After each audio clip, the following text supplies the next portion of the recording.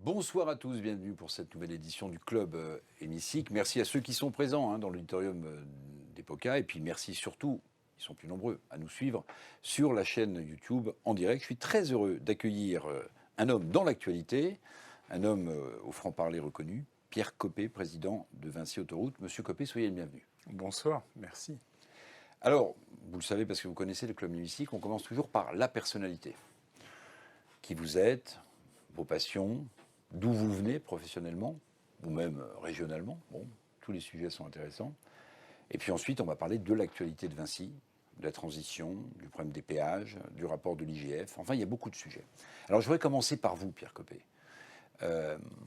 Il y a plein de choses autour de vous. L'œil s'agite. Vous avez vu, déjà, l'œil s'agite quand on parle de vous. Il y a des passions que j'ai découvertes. Mais je voudrais que vous nous parliez un peu de votre parcours professionnel. Depuis combien de temps vous êtes chez Vinci? Depuis combien de temps vous êtes président de Vinci Autoroutes? Qu'est-ce que vous avez fait avant, votre formation? Enfin, tout ce que vous pouvez nous dire, quoi. Tout ça, en fait, c'est assez facile. D'abord, je suis alsacien. C'est pas donné à tout le monde et je comprends que ça suscite de l'admiration, une forme de jalousie, voire de rivalité pour un Charentais. J'ai fait mes études à Strasbourg. Je suis diplômé de Sciences Po. J'ai ensuite fait l'École nationale supérieure des PTT. J'ai commencé ma carrière dans l'administration à la direction générale de la Poste. Ensuite de quoi j'ai rejoint une filiale du groupe Vinci et j'ai fait tout mon parcours professionnel dans le groupe Vinci où j'ai occupé toutes sortes de fonctions jusqu'à devenir il y a une douzaine d'années patron de Vinci Autoroutes, qui est un ensemble qui regroupe plusieurs sociétés concessionnaires et représente 4445 km d'autoroutes en concession. Alors, en 2000, alors j'ai été estomaqué, je vous le dis, Pierre Coppée, vous devenez président d'une association qui s'appelle Aurore. Aujourd'hui, 2500 salariés, cette association, 1000 bénévoles, dit-on. De quoi s'occupe-t-elle? Et pourquoi vous avez décidé de prendre, il y a 23 ans, la présidence de cette association? En fait, la gouvernance, le conseil d'administration de l'association m'a demandé à l'époque de prendre sa présidence. L'association Aurore est une association de réadaptation sociale qui s'occupe qui intervient dans 3 champs: l'hébergement, le soin et l'insertion par l'activité économique. L'association a beaucoup grandi, elle a grandi par appel à projet, elle a grandi parce qu'on s'est rapproché de petites associations incitées par les pouvoirs publics à se rapprocher de structures plus importantes. Et c'est vrai que les sujets de l'hébergement, du soin et de l'insertion sont des sujets qui ont fait l'objet de politiques publiques très ambitieuses qui se sont toutes appuyées sur des associations. Et je crois qu'on a créé un modèle de développement, de gestion plutôt efficace et reconnu qui explique que cette association se soit beaucoup développée au cours de la période récente. On ne peut même pas dire que c'est une association de loi 1900 parce qu'elle existait avant. Alors en effet, c'est une association qui a été... C'était un patronage créé dans la foulée de la commune. C'était de Paris. Société d'accueil des libérés qui est devenue l'association Aurore dans les années 70, à une époque où Simone Veil était sa trésorière. Et c'est aujourd'hui une association reconnue d'utilité publique qui, comme le Secours catholique, le Secours populaire, Emmaüs ou quelques autres, porte les politiques publiques dans le champ social. Si je reprenais un langage, un lexique un peu business, je dirais qu'elle a beaucoup grandi par croissance externe. C'est une association qui a grandi à la fois par croissance interne en répondant à des projets et qui s'est rapprochée de plusieurs associations, notamment dans le domaine de la prise en charge de la toxicomanie. C'est une activité dont vous êtes fier, Pierre Coppée? Je pense que c'est... 23 ans quand même. Je pense que c'est important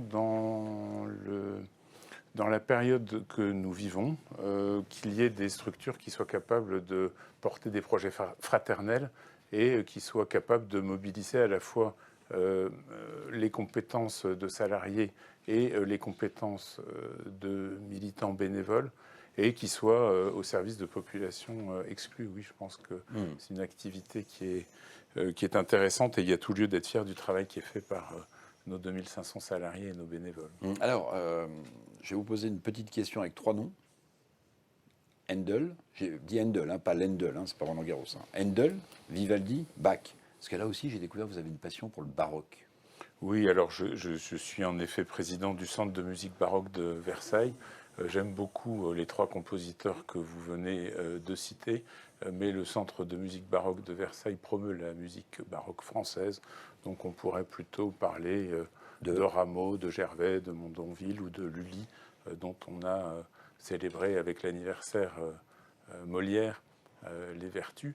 Et je vous recommande de regarder en ligne l'ex-podcast, qui est une production du Centre de musique baroque de Versailles, qui met très bien en valeur le travail, enfin les productions de cette époque et la richesse de la musique baroque Puisque vous êtes française. un expert, Pierre Coppet, est-ce que vous considérez, comme certains experts, que le baroque, l'art baroque commence avec Michel-Ange?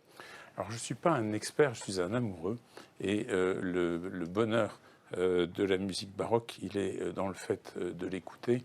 Et je pense que si vous cherchez des références plus universelles, on va plutôt parler de Vinci. C'est là que vous vouliez en venir. Je vous ai piqué votre transition. Voilà, exactement. Je voulais en venir à Vinci. Bah, vous pourriez être journaliste, hein. Peut-être pas moi, patron de Vinci Autoroute, mais vous, oui. Alors Vinci. Alors j'ai essayé de lister un peu les thèmes qui, au-delà des thèmes structurants dont on va parler, hein, du rapport de l'IGF, du parquet national financier, des sujets qui concrètement intéressent tout le monde. Alors je les ai un peu hiérarchisés comme ça. Je voudrais qu'on parle de sécurité. Je voudrais qu'on parle de transition écologique. Et je voudrais qu'on parle du prix des péages, et ça nous amènera à la suite. Alors, je regardais, il y a un baromètre de la conduite responsable. Il y a beaucoup d'accidents aujourd'hui. On voit qu'un certain nombre de jeunes ou de moins jeunes conduisent sous l'effet de l'alcool, plus de la drogue. Et j'ai été stupéfait par un chiffre de ce baromètre. 23% des moins de 35 ans, au-delà de conduisent en regardant des vidéos.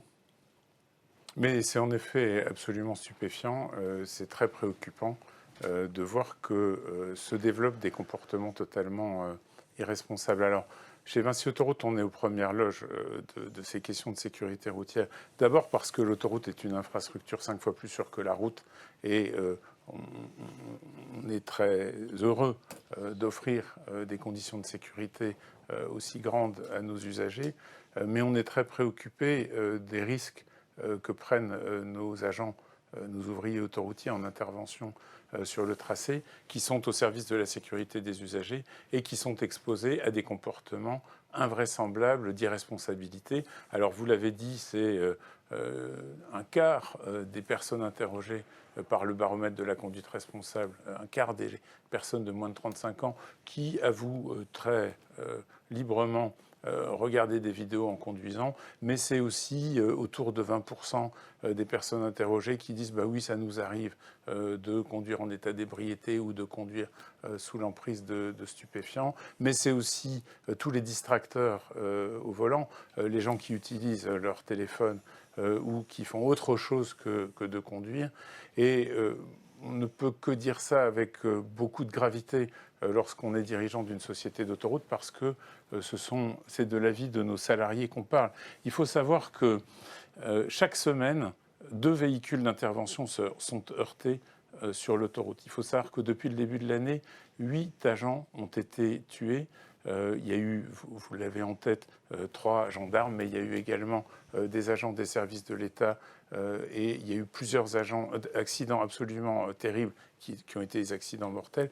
Et j'ai moi une pensée pour Raphaël Génola, qui est un ouvrier autoroutier de Vinci Autoroute, qui a été tué le 5 avril l'année dernière par un conducteur de poids lourd dont l'enquête a montré qu'il était en train de regarder son smartphone et de visiter un site. Ça n'est pas possible.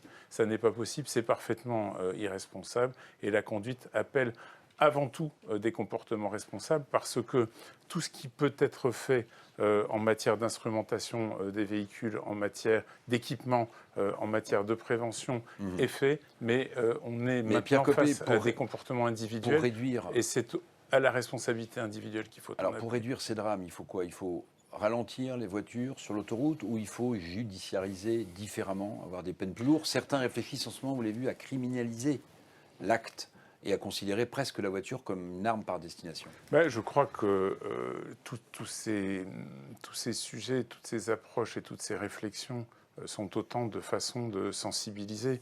les conducteurs. Et moi, je crois qu'on ne pourra jamais faire mieux que d'en appeler à la responsabilité individuelle. Cela étant, je pense que la pénalisation de certains comportements tels que ceux qu'on vient de décrire serait justifiée et qu'elle permettrait, c'est ce que disent en tout cas les promoteurs, notamment dans le projet de loi que je crois à l'étude, je crois que cela permettrait d'accélérer la prise de conscience. Alors je voudrais qu'on parle de transition écologique parce que c'est un sujet évidemment récurrent dans le monde de la route, parce qu'à la fois vous avez pour l'instant des voitures qui roulent avec des moteurs thermiques majoritairement, vous avez le bitume qui est fait à partir d'hydrocarbures, vous avez l'obligation, j'allais dire, de réussir votre transition écologique. Hein. On est en plein sommet à Paris pour lutter contre la production de plastique, hein, vous l'avez noté. Donc c'est un sujet qui est vraiment transversal dans les têtes, qui chez certains jeunes entraîne des angoisses climatique, dit-on, et même chez d'autres personnes. Comment est-ce que, chez Vinci Autoroute, depuis des années, vous réfléchissez, vous mettez en place concrètement cette transition écologique? Chez Vinci Autoroute, on a d'abord conscience que les transports représentent 30% des émissions de carbone du pays. Ce qui fait que nous sommes aux premières loges, et nous sommes d'autant plus aux premières loges que la route se taille la part du lion dans les déplacements, et 87% des déplacements empruntent la route. C'est-à-dire que quand vous avez enlevé l'avion, le fluvial et le ferroviaire, il reste 87% des déplacements qui empruntent la route. Donc si on veut décarboner l'économie, il faut décarboner les transports. Si on veut décarboner les transports, il faut décarboner la route. Alors ça a l'air simple de dire les choses comme ça. Pour s'attaquer à ça, nous nous sommes d'abord occupés de ce que nous savons faire nous-mêmes, c'est-à-dire ce qu'on appelle dans le jargon de la classification carbone les scopes 1 et 2, et nous nous sommes, puisque vous parlez du bitume, ingéniés à économiser les matériaux, à économiser l'eau, à travailler sur le recyclage, des déchets. On construit aujourd'hui des routes avec parfois plus de 50% de matériaux de recyclage. Donc nous sommes très attentifs à l'économie de matériaux. Nous sommes également attentifs à tous les usages que nous pouvons avoir de la ressource naturelle. Ça, c'est pour ce qui concerne nos façons de vivre. Nous avons transformé, ou nous sommes en train de transformer, tous nos éclairages en éclairage basse tension de manière à réduire la consommation électrique des éclairages, qui est significative. Et puis, nous sommes en train de transformer l'ensemble de nos équipements et de nos bâtiments de manière à en améliorer la performance énergétique. Ça, c'est les scopes 1 et 2, c'est la manière dont nous vivons, dont nous travaillons, dont nous construisons. Mais la part du lion des productions, des émissions de carbone des autoroutes, c'est évidemment les transports, et c'est les émissions de nos usagers. Et il y a là-dessus, je crois, un grand travail qui doit être fait. D'abord, en cessant d'opposer les modes, c'est-à-dire que nous sommes tous des usagers. Les modes de transport. Bien sûr, c'est-à-dire que la route n'est pas un mode, c'est une infrastructure. Et on peut promouvoir, comme le font l'essentiel des politiques publiques, le transport du ferroviaire sans pour autant le transport ferroviaire sans pour autant l'opposer à la route, puisqu'il y a besoin de tout le monde pour satisfaire des besoins de déplacement qui ne cessent de croître. Les besoins de déplacement ne cessent de croître, et lorsqu'on augmente l'offre de déplacement, le plus souvent, on ne fait que capter la croissance. Et donc, s'occuper de la décarbonation des transports passe par la décarbonation de la route. Et la décarbonation de la route, c'est d'abord l'accompagnement de la mue d'un parc thermique vers un parc électrique, avec le déploiement d'un réseau de bornes électriques. C'est également la production d'énergie photovoltaïque le long des autoroutes. Et puis, c'est tout ce qui peut être fait pour utiliser l'infrastructure de manière optimale. Et ça revient à densifier les usages, à mettre plus de monde dans les véhicules, à mettre des bus sur autoroute. Et ça nécessite des investissements pour favoriser l'intermodalité, pour permettre les pôles d'échange multimodaux, des parkings de covoiturage et tout ce qui permet l'échange entre les modes. Je vous écoute évidemment avec beaucoup d'intérêt. Ouais, je vois. Et je voudrais qu'on insiste sur les panneaux photovoltaïques. Ouais, je m'y attendais. Non, mais je vais vous dire pourquoi. Aujourd'hui, on a toutes les peines du monde, l'État et sans doute des groupes privés, à mettre en place des projets. Sainte-Soline, les bassines, vous avez des mouvements écologistes qui, à tort ou à raison, disent c'est pas bon pour les nappes phréatiques. Bon. Vous avez un aéroport, on dit c'est pas bon pour. Mais si vous installez des panneaux photovoltaïques le long des autoroutes dont vous êtes les concessionnaires, est-ce qu'on ne va pas vous dire, mais Monsieur Copé, là, vous êtes en train de casser la nidification d'un oiseau rare, ou vous êtes en train de dégrader un site qui est important. Est-ce que ça, c'est pas un frein, à la fois administratif et sociétal, à la décarbonation de la route? Alors, cette question est la question de la superposition des procédures auxquelles on est soumis lorsqu'on veut déployer des panneaux photovoltaïques. C'est vrai que nous avons en tête que l'utilisation des fonciers, des infrastructures de transport linéaire, que ce soit le ferroviaire ou l'autoroute, serait une façon d'accélérer le déploiement de panneaux photovoltaïques, sachant que les études, le plus souvent, les études environnementales ont déjà été faites et que les plans d'urbanisme ont été adaptés pour la construction des infrastructures, des autoroutes en l'occurrence. Donc oui, je pense qu'on pourrait avoir une réglementation simplifiée, parce que songez qu'aujourd'hui, avec l'empilement des différentes procédures, il faut près de 5 ans pour déployer des panneaux photovoltaïques le long d'une autoroute, et je pense qu'on pourrait faire... Mais ça sert à quoi d'avoir des voitures qui vont rouler à l'électrique sur la 10 si on n'a pas une source électrique, j'allais dire, alors, c'est vrai de commerce court? C'est vrai qu'on a calculé que quand vous regardez l'infrastructure autoroutière, les 2/3 de l'emprise foncière de l'autoroute sont vertes, ou en tout cas ne sont pas utilisées pour les déplacements ou les installations commerciales. Ça veut dire qu'il y a du foncier, il y a de la réserve foncière, et qu'on pourrait en utiliser une bonne partie pour déployer des panneaux. Et on estime qu'on pourrait même produire de l'ordre de la quantité d'électricité qu'il faudrait pour faire circuler les véhicules électriques sur l'autoroute. Donc oui, il y a là-dessus un enjeu sur lequel nous sommes demandeurs de simplification et de plus d'ambition. La loi adoptée à la fin de l'année dernière est un premier pas en ce sens, mais il me semble qu'on pourrait faire mieux. Alors j'aimerais qu'on aborde le dossier, j'allais dire, un peu plus complexe autour des concessionnaires d'autoroutes, c'est-à-dire à la fois le péage, le prix des péages, le rapport de l'IGF, et aussi l'affaire autour du PNF. Alors, je ne sais pas si la plainte a été déposée par le PNF, mais qu'on en parle. Moi, j'ai le sentiment, mais je me trompe sans doute, Pierre Copé, que chaque fois que je prends la 10, mon péage a augmenté. Et je me dis, c'est pas de chance, parce que mon pouvoir d'achat recule, j'ai de l'inflation, j'ai des dépenses contraintes, le logement, etc. Et donc, je cède peut-être à la petite musique qui consiste à dire, mais en fait, les concessionnaires d'autoroutes, ils font quoi de notre argent? Ils font quoi de notre argent? Ça y est, c'est ma question. Vous cédez à cette musique, et c'est la question. Ben, en fait, vous le savez bien, puisque quand vous descendez en Charente, vous voyez une autoroute qui...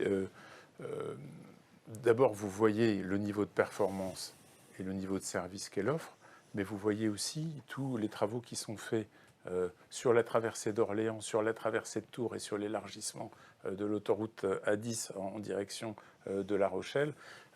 Une infrastructure autoroutière, ça coûte cher. C'est un investissement important. À partir du moment où vous avez décidé de construire des infrastructures, vous avez deux solutions. La première, c'est de financer par l'impôt et par l'argent public. La deuxième, c'est de faire payer l'usager et de financer par la concession.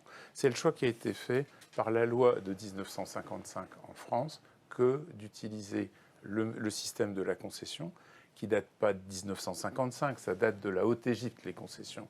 Ça a été développé hardi petit par Colbert. L'essentiel des investissements de la France sous Colbert, c'était des investissements mobilisant l'argent des entreprises et utilisant le pouvoir contributif des usagers.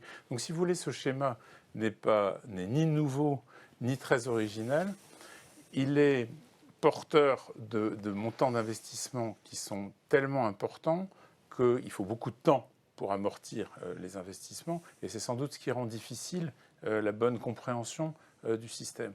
L'autre point qui fait que vous vous étonnez, voire vous vous agacez, comme vous me l'avez dit en privé, du prix des concessions ou du prix des péages autoroutiers, c'est que près de la moitié du montant acquitté au péage, c'est de la fiscalité. Ouais. Et donc nous sommes à travers le péage et à travers le prélèvement du péage, un des agents de prélèvement de C'est-à-dire quand je paye 10 euros, il y a pratiquement la moitié qui va à l'État, Absolument. dans les caisses de l'État. Mais la vertu de ce système par rapport à l'impôt, c'est que vous faites payer l'ensemble des usagers, y compris tous les usagers étrangers qui traversent le pays. Et comme vous savez, la France est un pays très traversé, donc il y a aussi cette vertu-là.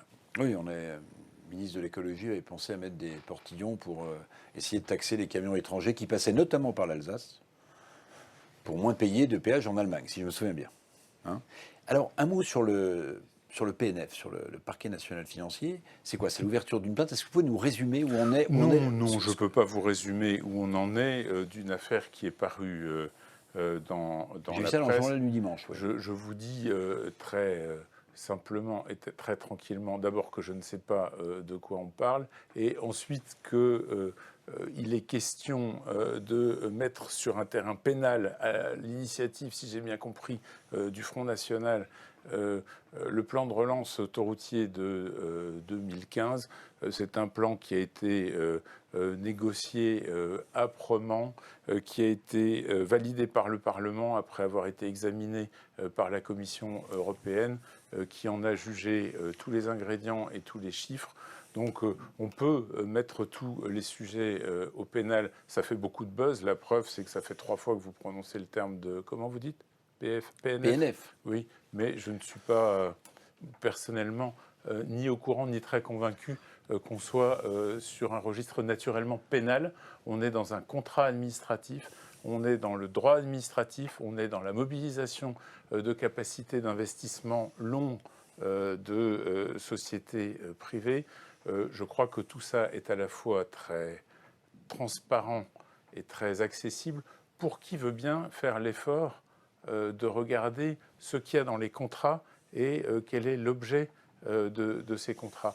Le problème, c'est qu'en général, on juge avant de lire parce qu'il faut beaucoup de temps pour entrer dans le détail des modèles économiques, des contrats administratifs et des obligations qui sont imposées aux concessionnaires. Alors j'ai fait l'effort de regarder la demande de Jean-Pierre Farandou, le patron de la SNCF, qui veut relancer le TGV, les petites liaisons régionales, et qui dit, bon voilà, chers amis, j'ai besoin de 100 milliards d'euros.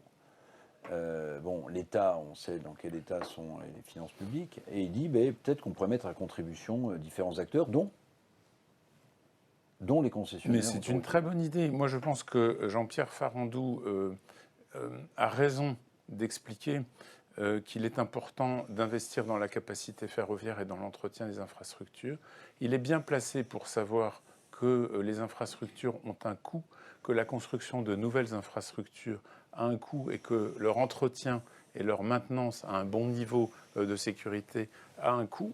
Et Jean-Pierre Farandou sait... C'est pour ça d'ailleurs que cette partie de la dette a été cantonnée ailleurs pour la SNCF. Oui, mais ça c'est un autre débat. Ouais. Mais ce que je veux dire, c'est que Jean-Pierre Farandou sait très bien que la redevance domaniale et la taxe d'aménagement du territoire qui sont acquittées par les sociétés concessionnaires d'autoroutes et qui sont versées à la FIFT, à l'Agence pour le financement des infrastructures de transport, finance le ferroviaire.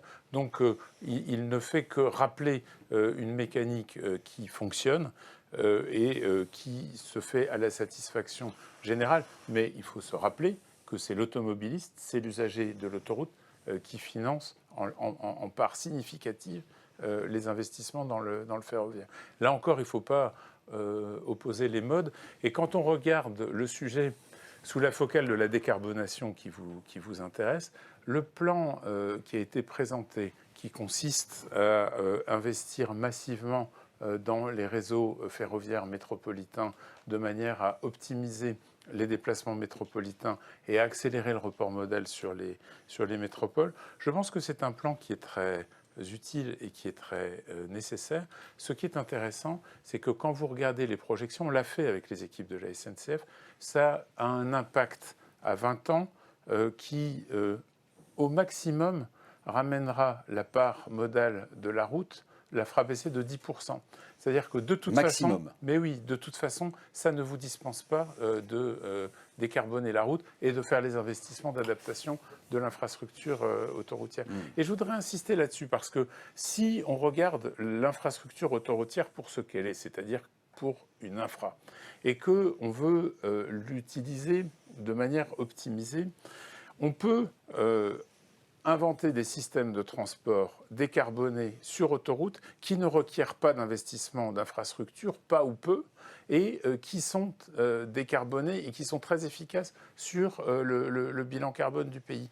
Pour ça, il faut faire un travail très considérable de coordination des autorités organisatrices de transport, de manière à franchir leurs frontières et de manière à satisfaire des besoins de déplacement qui sont principalement les besoins de transport domicile-travail, qui ont des caractéristiques très communes sur l'ensemble des grandes métropoles.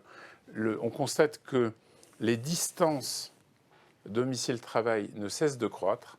On travaille de plus en plus loin de son domicile, on vit de plus en plus loin de son travail, et ça veut dire que les besoins de déplacement augmentent.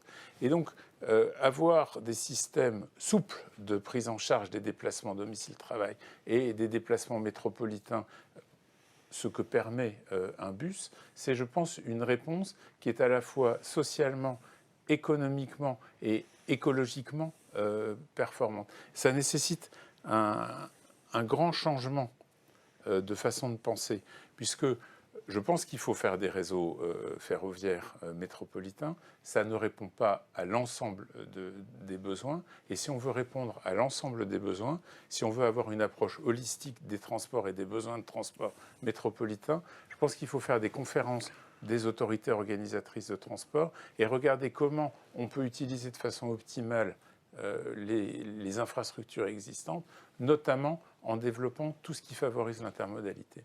Pierre Copé, le président de la République, vous avez peut-être entendu, en fait, parce qu'il a eu une idée.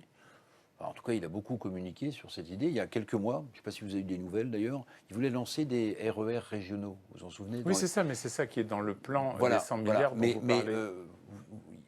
Vous qui vous intéressez à toutes ces questions, j'allais dire au quotidien, on a eu davantage que l'annonce d'une idée. Écoutez, moi je ne suis pas expert des sujets ferroviaires. Je dis... Non, mais vous vous intéressez à tous les transports. Absolument. Et je constate que dans l'ensemble des métropoles, vous avez des besoins qui croissent de 10 à 15% par an, des besoins de transport qui croissent de 10 à 15% par an, et vous avez un allongement des trajets domicile-travail qui requiert, si on ne veut pas développer l'exclusion des travailleurs qui vivent à distance et qui travaillent dans les métropoles, qui requiert des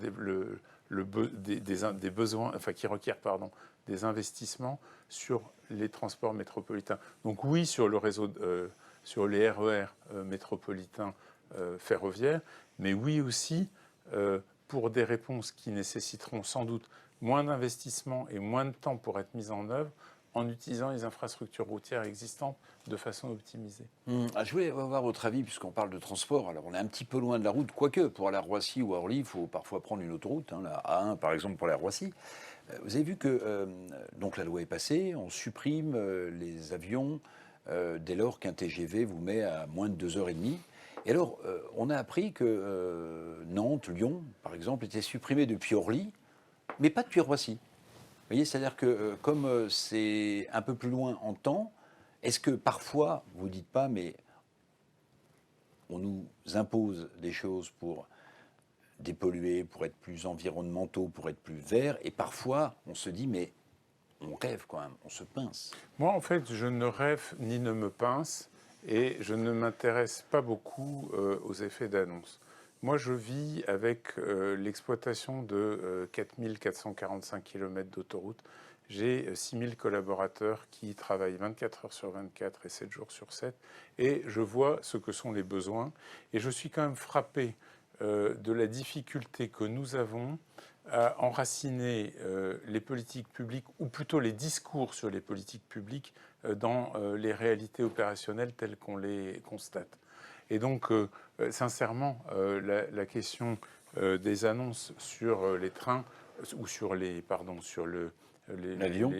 vols intérieurs me paraît en proportion des besoins de transport et des milliards de kilomètres parcourus. Comment dire, on n'est pas au cœur du sujet. Dernière question, Pierre Coppet. L'autoroute parfaite pour vous, c'est une voiture électrique qui ne fait pas de bruit, dans laquelle on écoute donc un compositeur de musique baroque français. Dans laquelle on écoute Radio Vinci Autoroute, qui est une radio qui est qui très rend des écoutée. Services, qui rend 107.7. Absolument. Oui, et sur la 10. je vois qu'il y a du vécu là aussi, oui. Parce que le mot d'ordre de l'équipe de Radio Vinci Autoroute, c'est d'être votre passager et de vous conseiller sur les jours de grand départ et de vous indiquer les obstacles à la circulation ou les informations trafic dont vous avez besoin. Et nous sommes très fiers du travail fait par cette équipe. Cela étant, je vais répondre à votre question. L'autoroute parfaite, je pense que c'est une autoroute que l'on regarde comme une infrastructure sur laquelle on peut développer des modes de transport en commun. L'autoroute parfaite, c'est une autoroute qui s'adapte à la transition climatique à laquelle nous faisons face. Nous avons, là aussi, nous sommes aux premières loges de transformation qui sont d'une grande violence. On a connu il y a quelques années sur l'autoroute A10 une inondation qui a conduit à une fermeture d'une semaine.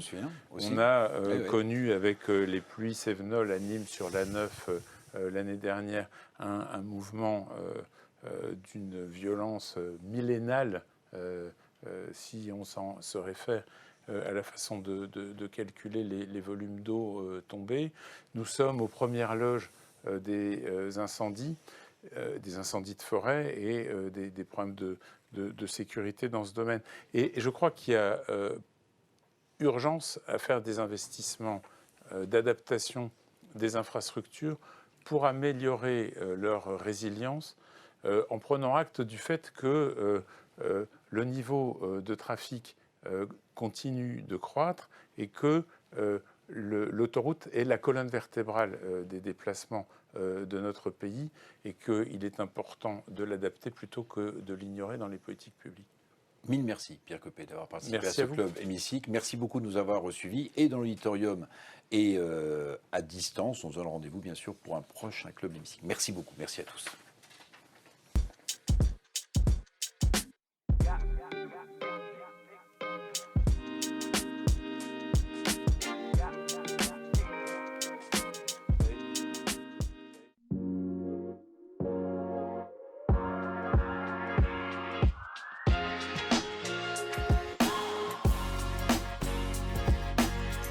Chaque lundi et jeudi sur l'Hémicycle TV, retrouvez On se dit tout, une émission animée par Arnaud Ardouin qui accueille des décideurs engagés pour mieux les connaître et appréhender ce qui, chaque jour, leur donne envie de se battre, de s'engager et de faire bouger les lignes.